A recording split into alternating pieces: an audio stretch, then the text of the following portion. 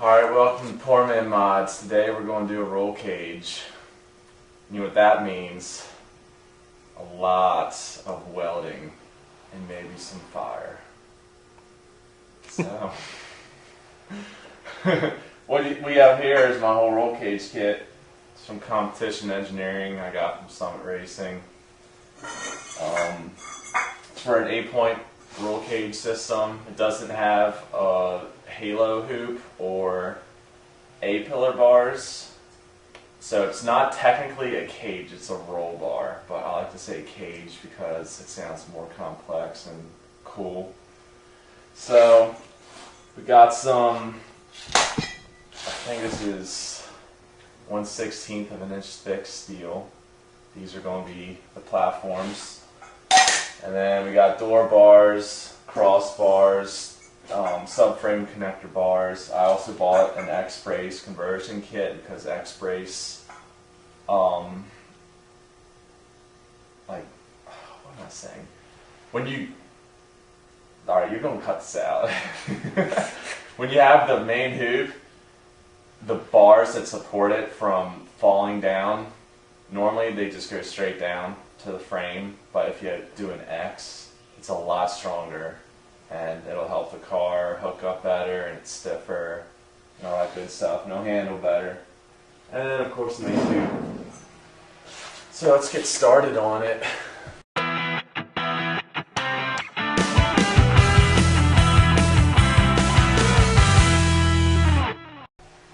Alright, now part of mopping up a roll cage is having a helmet on. What? Why are you still wearing a white t-shirt? Aren't you supposed to be wearing a Poor Man Mod shirt?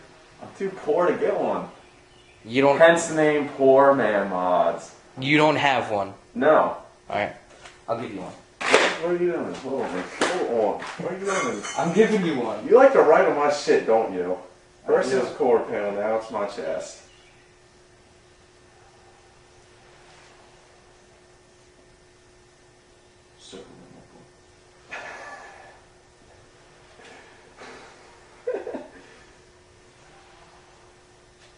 PMmods.com.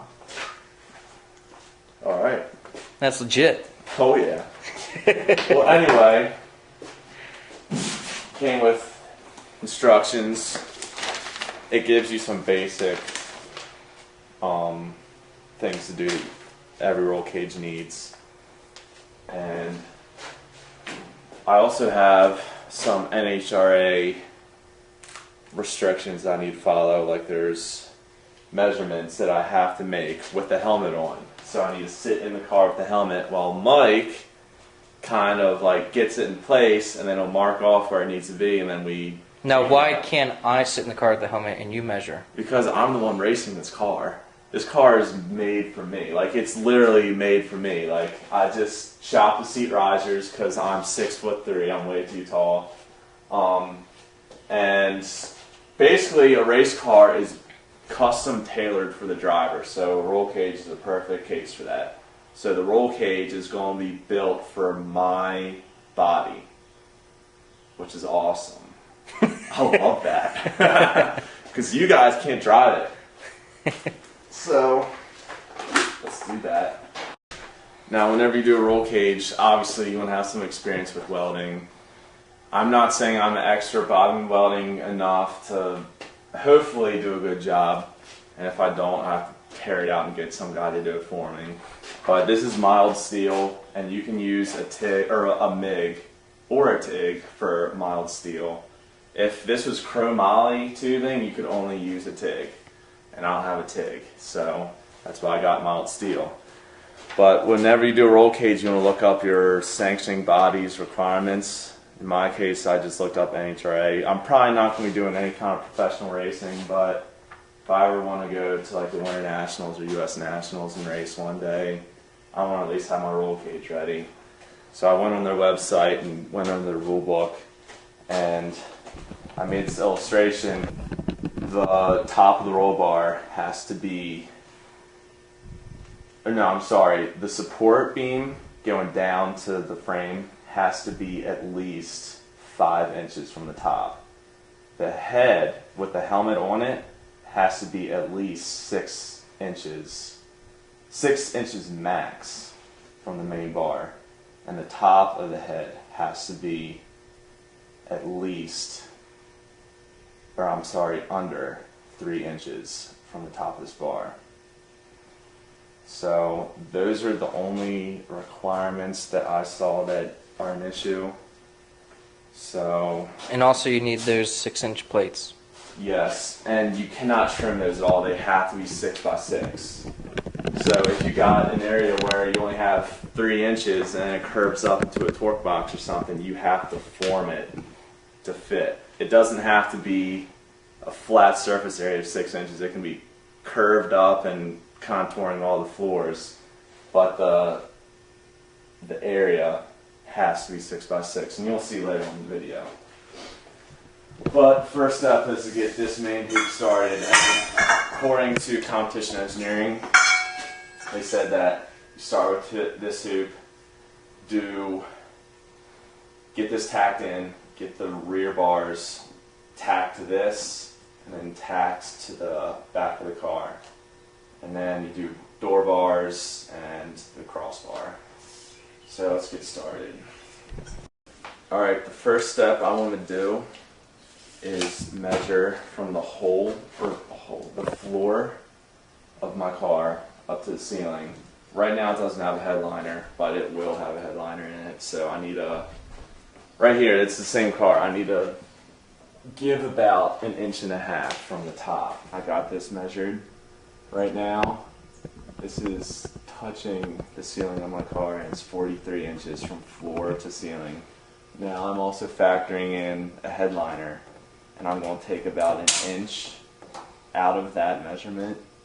So I'm going to cut this bar from top down to the base 42 inches. That, sir, might be the golden ticket.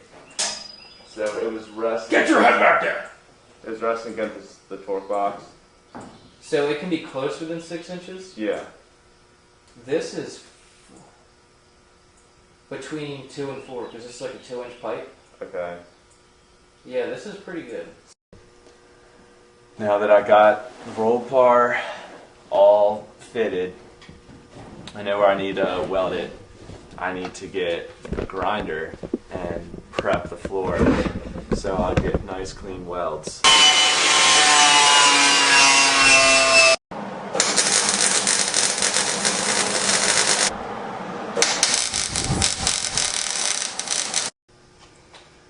Okay, we got the main hoop tacked in place to where I'm going to have it fit. Now the next step that competition engineering says to do is set up the rear door or the rear support bars. But I chose to go a little bit different path and do an X-brace. And like I said, they're stronger and they look cooler. So I got this.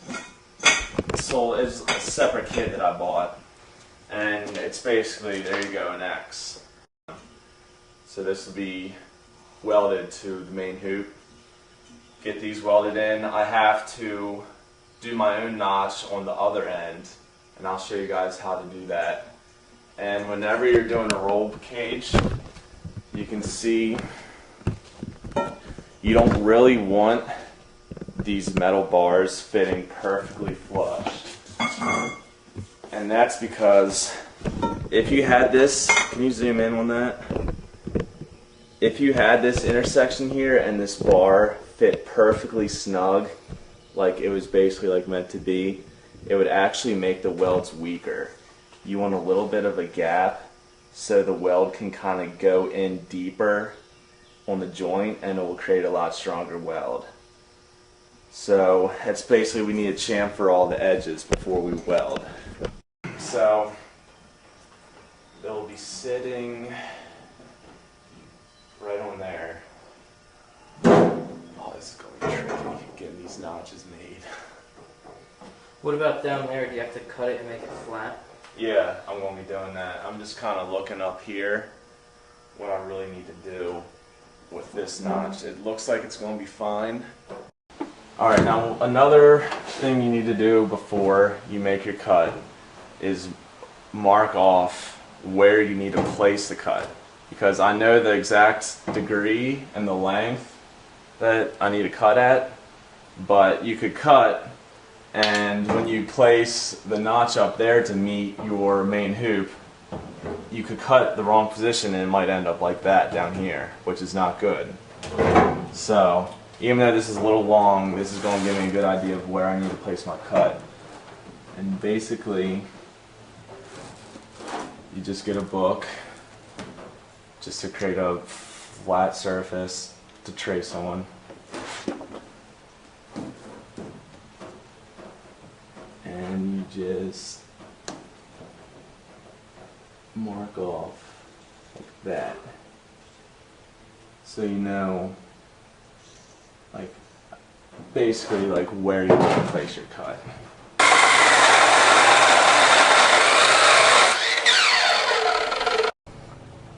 Now that I have this bar welded in, I can now get the second part of the X-brace welded in. Obviously it comes in two pieces. Both ends are notched for the intersection, but I need to get a notch formed for one end of this, and then I have to get an angle cut into this for the floor. What I basically have to do is just find the length of this bar, which I already got, cut it in half, get that length, cut these bars to that length, and then get my notches made.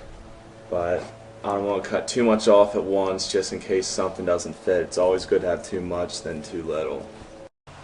Okay, I measured using a little wire from the midpoint of the X-bar up to the main hoop, and it was about 26 and 1/16, but I'm going to make it 26 and a half just to be safe, and if I have to trim it down, it's fine. Okay, we got this top bar of the second part of the X-brace fitted. So I have Mike holding it for me, and I'm going to weld down here, and we're just going to get it tacked in place.